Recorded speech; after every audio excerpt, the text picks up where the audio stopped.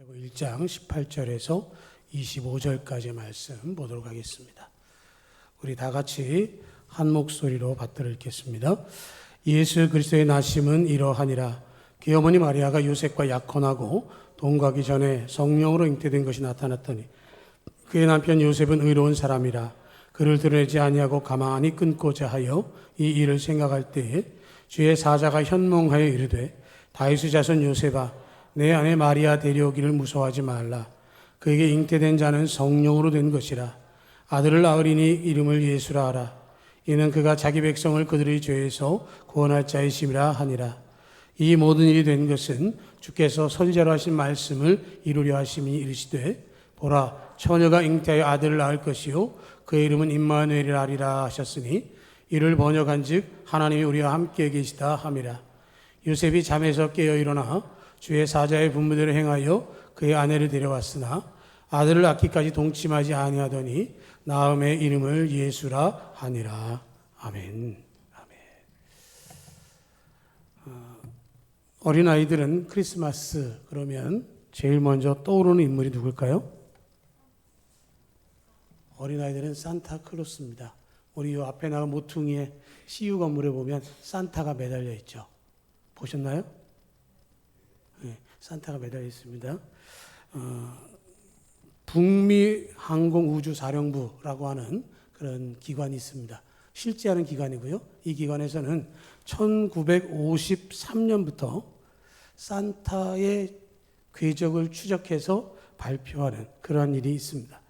그 이유는 어느 광고회사가 여러분들의 소원을 산타에게 말하세요. 그러고 전화번호를 올렸는데 그 광고회사에서 알고 올린 것도 아니지만 그 기관 번호를 올렸더니 아이들이 그 기관에서 전화를 해가지고 산타십니까? 라고 물었다는 거예요. 그래서 당직하던 그 장교가 그 아이의 소원을 상처 주기 싫어서 산타 역할을 하기 시작했던 것이 지금까지 이어져 왔고요. 그래서 어젯밤에 그 북미 항공우주사령부에서 보도를 했는데요. 뭐라고 보도를 했냐면 한반도에 산타가 다녀갔다.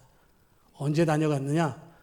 어제 밤 11시 24분부터 약 3분 동안 제주로부터 출발해서 백두산까지 3분 동안 한반도 상공을 다녀갔고 그 중에 무려 2천만 개의 선물을 한반도에 공급하고 떠났다. 그렇게 보도가 되었습니다. 궁금하시면 인터넷 찾아보세요. 저도 인터넷을 보고 발견한 건데요. 그렇게 되어 있더라고요. 산타가 언제 출발하냐? 자기 집이 있는 북극에서 24일 오후 6시에 출발해서 돌았는데 한반도에 오는데 5시간 24분이 걸린 거죠. 그러니까 여러분 생각해 보세요. 얼마나 많은 곳을 돌아다니면서 80억, 절반으로 아이라고 치면 40억의 선물을 나누라고 바쁜 그런 게 되는 거죠. 또 산타를 얘기하면 여러분 기본적인 복장이 있습니다. 어떻습니까? 빨간색 그리고 한 방울, 하얀 방울, 그죠? 흰 수염 그렇게 다 되어 있습니다. 근데 이게 원래 산타 복장은 아니랍니다. 산타 복장은 사제 복장인데 코카콜라가 자기네 광고하느라고 빨간 옷 그리고 했는데 워낙 큰 회사가 하다 보니까 사람들이 산타 그러면 나 그냥 빨간색인 줄 알고 그렇게 한다는 거죠. 그래서 해마다 12월 25일이 되면 아이들은 동그라미를 치고 부모들도 그 동그라미 옆에 동그라미를 쳐야 되나 말아야 되나 싶은 시기가 되는데요. 정말로 중요한 것은 성탄절이 산타크로스의 날은 아니다라는 것을 우리는 너무 잘 알고 있지만 때로 놓치기도 한다라는 것이죠. 성탄절은 낮은 자와 연약한 자와 억눌린 자를 위해서 또 우리 죄인인 우리를 위해서 보내신 독생자 예수 그리스도의 탄생을 기념하는 이 절기이고 또 이를 통해서 우리의 삶 가운데서 어떻게 하는 것이 옳은가를 생각해 보는 것이고요. 멀리서부터 찾아왔던 동방박사가 맞이했던 아기 예수님을 우리가 생각하면서 정말로 성탄의 기쁨을 함께 나눠야 되는데요. 성탄 속에서 우리가 잘 생각하지 않는 인물이 오늘 말씀의 주인공입니다. 이 사람은 예수님께서 탄생했을 때 예수님과 함께 있었습니다. 마구간 마을 구유 위에 예수님이 계실 때 그곳에 있었고요. 양치는 목자들이 찾아왔을 때도 있었고 동방박사들이 와서 황금과 유향과 모략을 선물로 할 때도 그곳에 있었습니다. 헤롯이 아기를 찾아 죽이려 한다는 말을 듣고 그 아기 예수님과 마리아를 데리고 애굽으로 도망갔고요. 그리고 헤롯이 죽은 후에 다시 돌아와서 나사렛에서 예수님과 함께 살면서 목수로서 해야 할 일을 가르쳐 주었던 인물이었고요. 12살일 때 예수님과 함께 성전 예배에 함께 올라간 사람, 그 사람 바로 예수님의 아버지로 소개되고 있는 요셉입니다. 그런데 우리가 요셉에 관해서 많은 이야기를 들어본 경험이 별로 없습니다. 법적인 아버지 요셉에 대한 기록은 복음서에서 한두 장 정도 언급이 되어지고요. 그런 중에도 요셉은 자기가 무슨 말을 했는지가 기록되어 있지 않습니다. 언제 세상을 떠났는지도 명확하지 않아요. 다만 예수님이 공생애를 시작하시기 전에 요셉은 이미 세상을 떠난 것으로 전해지고 있습니다. 그런데 이 요셉이 어떤 사람이었기에 하나님께서 그를 통해서 이 역사를 이루셨는가라고 하는 것이죠. 하나님께서 아기 예수님을 이 땅에 보내실 때 그분을 위해서 섬겨야 되고 함께해 주어야 할 믿음의 사람이 필요했습니다. 한 여인이 필요했고 한 남자가 필요했습니다. 하나님을 전적으로 믿는 믿음을 가진 사람. 여러분, 마리아 없는 예수님 상상할 수 없고요. 요셉 없는 예수님도 상상할 수 없습니다. 물론 우리를 위해서 오신 구원자는 예수님이시지만 그 예수님이 오시기 위해서 마리아가 필요하고 요셉이 필요했습니다. 그런데 그들은 예수님이 오셨을 때 영광을 받은 것이 아니었습니다. 그들은 고통을 받았고 아파왔고 심적으로도 엄청난 충격을 받았습니다. 요셉과 마리아는 그럼에도 불구하고 그것을 이겨낼 만한 믿음의 사람이었다라고 하는 것이죠. 마리아는 처녀가 잉태하여 아들을 낳는다라고 하는 수치와 그 위협을 이겨냈습니다.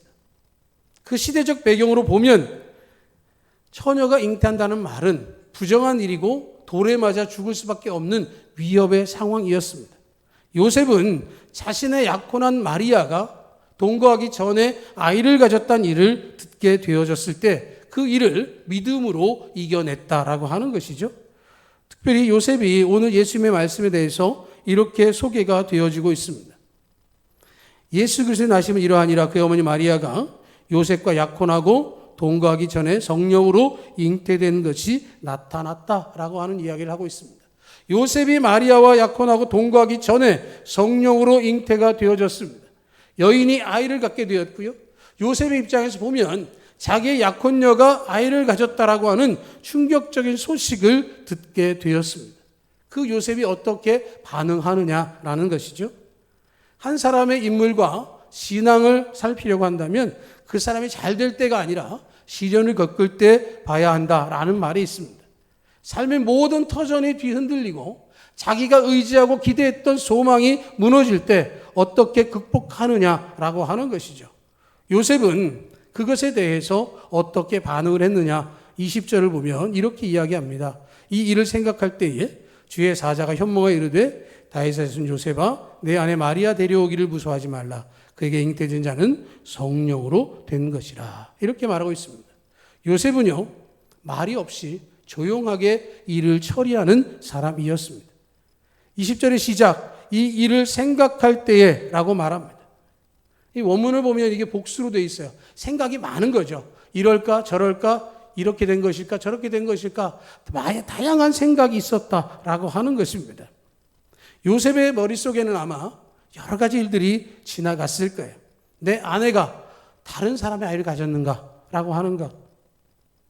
내 약혼의 모든 계획들이, 내 신혼의 계획들이 다 무너진 것에 대해서 표현할 수 없는 고뇌가 있고 분노가 그를 사로잡았을 것입니다. 마리아를 향해서도 신뢰가 깨지고 배신의 감정을 가질 수도 있었을 것입니다. 그렇게 되어지면 그 일을 어떻게 할 것인가라고 하는 것이죠. 그런데 요셉은 그것에 대해서 이 일을 생각했고 그를 드러내지 아니하려고 했다라는 것을 이야기하는 것이죠. 깊은 생각, 많은 생각, 다양한 생각 속에서 요셉은 이 문제를 하나님 앞으로 가지고 갔다라고 하는 것이죠. 내게 벌어진 상황을 어떻게 받아들이고 어떻게 이해할 것인가 기도할 때 주님께서 응답하시는 것이죠. 20절에 보면 그 일을 생각할 때 묵상하고 기도할 때에 주의 사자가 현몽하여 라고 말하고 있습니다. 현몽했다는 말은 꿈에 나타났다는 말입니다. 우리가 문제가 생기면 어떡합니까? 생각하고요. 하나님께서 지혜를 주시기를 간구해야 하는 것이죠. 하나님께서 말씀하시지 않으면 그 일을 행할 수가 없는 것입니다. 이 일을 생각할 때 하나님께서 그에게 천사를 보내셨고 꿈에 그에게 말씀해 주셨습니다. 요셉은 의로운 사람으로서 그를 드러내지 않고 가만히 끊고자 했습니다. 자기가 그 일을 드러내면 자기도 망신이지만 자기는 망신으로 끝날지 몰라도 마리아는 목숨이 달린 일입니다. 그것을 통해서 이스라엘 백성들 가운데의 불정과 불륜은 당연히 돌로 쳐 죽이는 관습 속에서 죽을 수밖에 없는 그 여인을 어떻게 할 것인가라는 것이죠. 약혼한 그 여인을 살리기 위해서는 조용히 해결하자 하는 마음이 있는 것이죠. 하나님 율법에 엄정하기 때문에 결과가 어떨지를 알고 또 동시에 긍휼한 마음으로 마리아를 향해서 배려하고 친절하게 의로운 모습을 보였다라고 하는 것입니다. 자기가 사랑했던 그 사람과의 관계를 어떻게 마무리할까 하는 것이 그의 속에 있었지만 법적으로 하지 아니하고 율법의 냉정함이 아니라 배려심을 가지고 있었다라고 하는 것이죠. 우리 문제가 생기면요, 그 문제 해결하는 방식을 두 가지로 할 때가 많습니다. 남 탓을 합니다. 나는 잘했는데 다른 누구 때문에, 나는 열심히 준비했는데 누가 그것을 망쳤다라는 것들을 이야기할 때가 있습니다. 반대로 문제가 생기면 나의 안으로 가지고 들어와서 하나하나 차분하게 풀어가는 사람이 있습니다. 우리 안에도 그런 성향이 있습니다. 드러내서 시끄럽게 하거나 혹은 아니면 내가 가지고 그 문제를 풀어가거나 할 수 있다라고 하는 것이죠. 그런데 요셉은 자기 안으로 그 문제를 가지고 들어왔고 생각하면서 기도하는 가운데에 하나님의 음성을 듣게 되어진 것이죠. 하나님께서 그에게 말씀하기를 원하셨습니다. 꿈에서 나타나셔서 요셉에게 뭐라고 말씀하시느냐? 다윗의 자손 요셉아, 내 아내 마리아 내게 오기를 무서워하지 말라. 그에게 잉태된 자는 성령으로 된 것이고 아들을 낳으리니 그 이름을 예수라 하라. 이는 그가 자기 백성을 그들의 죄에서 구원하시 하심이라. 이 모든 일이 된 것은 주께서 선지하신 말씀을 이루려 하심이었다라고 말씀을 하고 있는 것이죠. 우리는 하나님의 음성을 듣고 싶지만 하나님께 나아가지 않기 때문에 듣지 못합니다. 어떤 상황을 만나게 되어지면 그 문제를 가지고 하나님께 나아갈 때 하나님께서 말씀해 주시는 것이죠. 그 말씀 앞에 자신의 생각을 내려놓는 것입니다. 마리아가 아기를 가졌다는 이야기 마리아로부터 직접 들었을 겁니다. 마리아가 누가복음에서 겪었던 모든 일들을 요셉에게 아주 구체적으로 이야기했을 겁니다. 자기에게 천사가 나타나서 이사야 선지자의 말씀을 통해서 자기에게 아이를 가질 것이라고 이야기했고 그 아이의 이름을 임마누엘이라 하고 내가 너희와 함께한다고 말씀을 하셨다고 이야기했을 겁니다. 그 이야기를 들으면 요셉의 입장에서 어떻게 대답을 하겠습니까? 마리아의 이야기를 들으면서 아 그래 하나님이 그렇게 하셨으니까 오케이 처음부터 그럴 수는 없었을 것입니다. 요셉은 그 일을 생각할 때에 하나님의 음성을 들었고 하나님의 음성 앞에 그 자신의 모든 생각들을 정리할 수 있었습니다.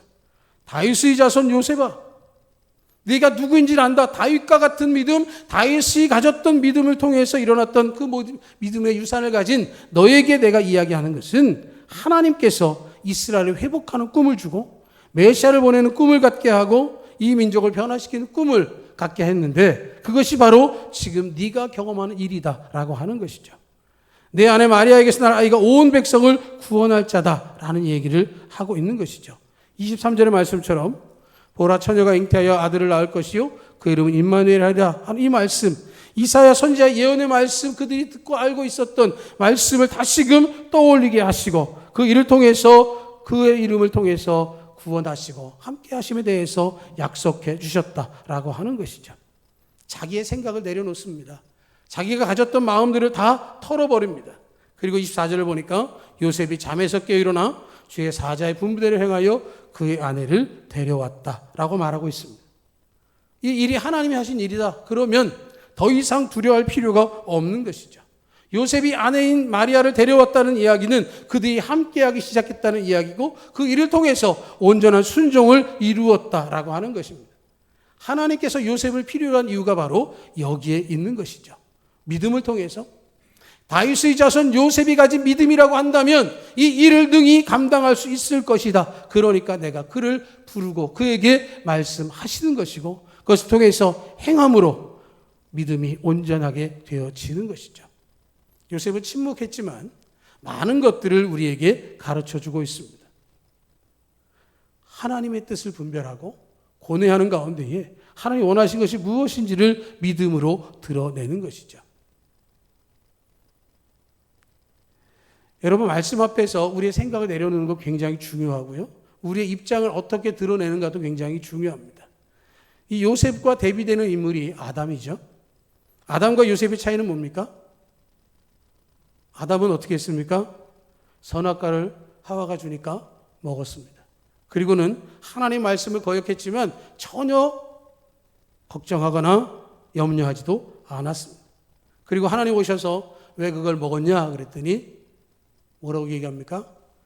당신이 나에게 준 저 여자 때문에 내가 먹었습니다 라고 얘기합니다. 자기가 먹었습니다. 그러면 자기가 잘못했습니다가 시작이 되어야 하는데 그 시작이 아니라 누구 때문에 그렇게 되었다라고 말하고 있는 것이죠. 그런데 요셉은 그렇게 하지 않았습니다. 오히려 하나님께 기도하고 하나님의 뜻을 구했고 하나님의 음성을 듣자 그대로 순종한 것이죠. 마리아가 갖고 있었던 예수님을 잉태했다고 하는 그 순종의 모습이 요셉에게도 드러나게 되어졌다라고 하는 것이죠. 아담과 하와가 불순종함을 통해서 이 땅에 사망에 들어왔다고 한다면 요셉과 마리아의 순종을 통해서 이 땅에 예수님께서 오시게 되어졌습니다. 하나님께서는 지금도 하나님의 일을 하기를 원하십니다. 그 일을 하다 보면 고통스러울 때가 있고요. 아플 수도 있고 외로울 때도 있습니다. 그러나 그것을 주님 앞에 맡길 수 있어야 합니다. 하나님께 맡길 때 하나님께서 그 역사를 시작하시게 되는 것이죠. 우린 예수 믿습니다. 믿는 자들에게는 모든 것이 합력하여 선을 이룬다라고 하는 그 말씀도 믿습니다. 그러나 그 말씀을 믿는 가운데 중요한 것은 하나님 주신 약속의 말씀 앞에 내 생각을 내려놓는 것이 더 중요하다라고 하는 것입니다. 하나님은 말씀하십니다. 말씀 가운데 성경을 읽는 가운데 설교를 듣는 가운데 혹은 상황 속에서 하나님의 뜻이 이것인가 싶을 때가 있는데 그럴 때 하나님의 뜻을 분별하려고 하지 않습니다. 내 생각에는요 라는 것이 전제될 때는 하나님의 역사가 일어날 수 없는 것이죠. 힘들고 어렵지만 이해되지는 않지만 그러나 하나님 말씀하셨기에 순종할 때 성탄의 위대한 사건이 일어날 수 있게 되어지는 것입니다. 하나님께서는 2000년 전의 역사 이후에 지금도 우리와 함께 하기를 원하시고 우리가 가지고 있는 모든 것들을 함께 풀어가기를 원하고 계십니다. 하나님께서 기뻐하시면 모든 자들에게 주신 평화를 주시기 위해서 우리에게 구원의 은혜 주시기 위해서 그 일을 시작하셨습니다. 과거에 그때로 머물러 있지 않고 지금 현재를 살아가면서 우리에게 주신 은혜를 생각하고 주님 맡겨주신 믿음의 그 십자가를 지고 주님의 따름을 통해서 성탄의 기쁜 소식이 우리를 넘어서 모든 사람들에게 증거되어지는 복된 성탄절 되기를 주님의 이름으로 축복합니다.